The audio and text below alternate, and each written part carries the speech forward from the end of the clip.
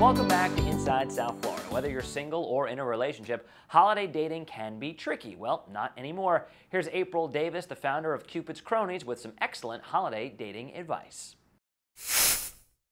April is joining us, and love is in the air. Feel it all around you. How you doing, April? I'm doing great. Thanks for having me today. All right, so it's holiday season, and whether you're dating or single or whatever, we've got some advice for everybody. You're the expert. Right. And before we get to that, tell us about your company, Cupid's Cronies. Cupid's Cronies is an upscale matchmaking firm. We also do date coaching as well as helping people to go out into social environments and meet people. So kind of the wingman, wingwoman type of service. Yeah. But predominantly we work with people who are looking for a long-term committed relationship. So you mentioned the wingman, wingwoman.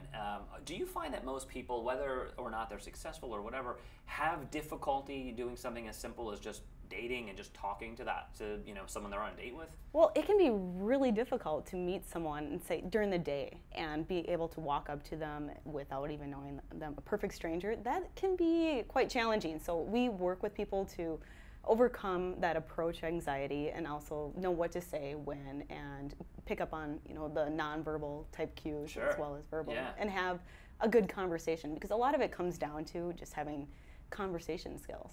Well, we could literally talk about this for hours. I mean, it's such a fascinating, intriguing topic, but we're going to narrow it down to holiday season. Right. And we've got some do's and don'ts, and these are applicable if you're single, if you're in a relationship or whatever. So I'll just hit you with your do's and don'ts, and you can expand upon them, okay? Well, the holidays can be a great time for singles looking to meet someone, but it's also a very confusing time for people that are, say, at the beginning stages of a relationship and not quite sure what to do. So yes, we put together these holiday dating do's and don'ts to help people navigate. I love the first one. Do wear red. Right. Take advantage of the holiday seasonal colors and wear red.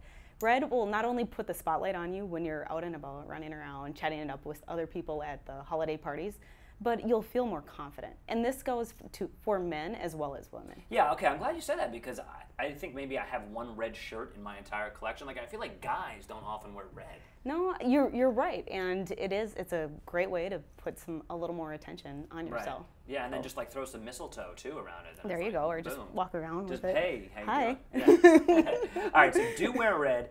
Don't buy elaborate gifts. Right. Don't go over the top and buy ridiculously elaborate or expensive gifts for the person that you just started dating.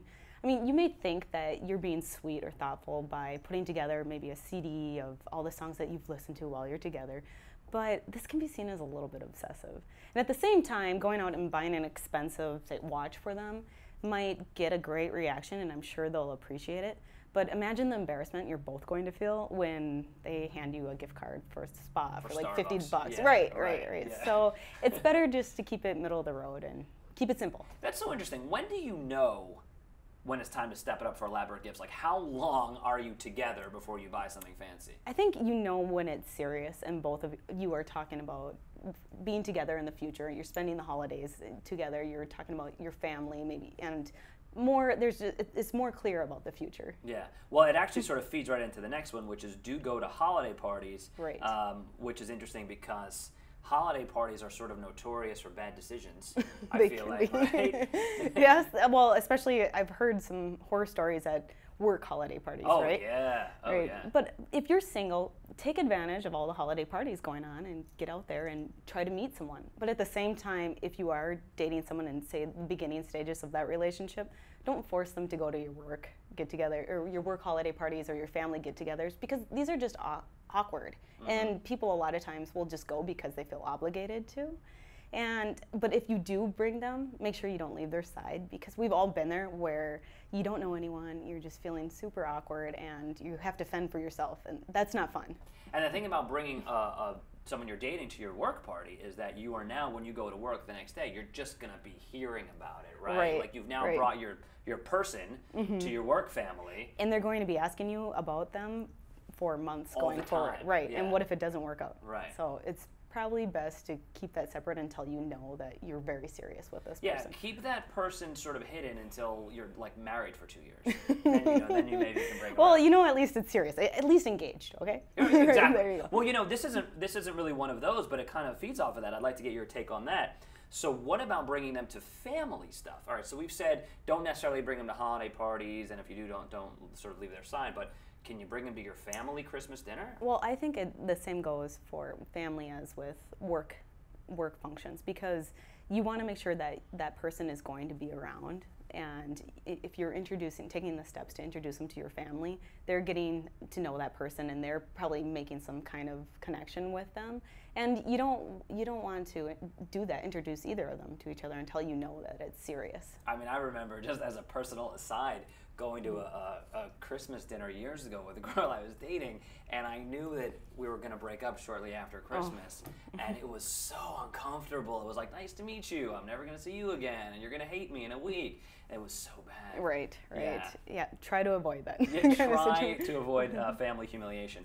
And then the fifth one here is don't play hubby/wifey. Right, and what I mean by that is don't try to get the other person that you just started dating to do those family portraits or the holiday gift card or the holiday cards and everything, unless you know, like, say you're either engaged or you are married. You save it until then. I've had people send me their Christmas photos or Christmas cards, and I swear there's a different guy every single year, and that's just awkward for everybody because they're like, who's this person? Right. Yeah. So don't try to play the hubby or wifey type role too early. I feel like sort of the overall feeling here is like don't press the gas too hard, right? You will smother the person if you try to move forward faster than is appropriate. But I think it's hard because I think that during the holidays people sort of feel like more love, you know what I mean? And they just want to have that person. Mm-hmm. So you're kind of fighting yourself.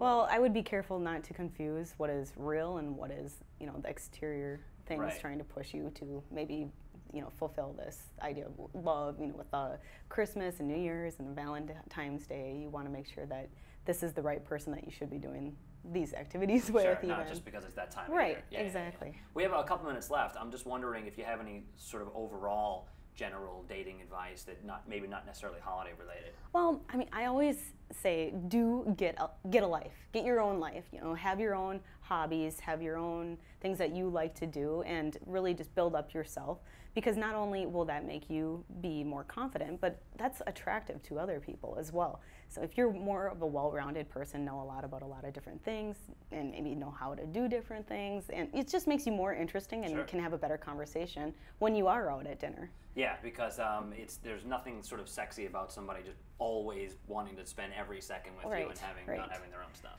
So Cupid's Cronies, if people want to get more info, they want to contact you, how do they do it? They can go to cupidscronies.com. It's Cupid's, CRONIES.com, or call us at 1-855-62-CUPID. Okay, good to see you. Happy holidays. Yeah, well, thank you for having me. That's my pleasure, and we'll see you again soon. Thanks. You got it.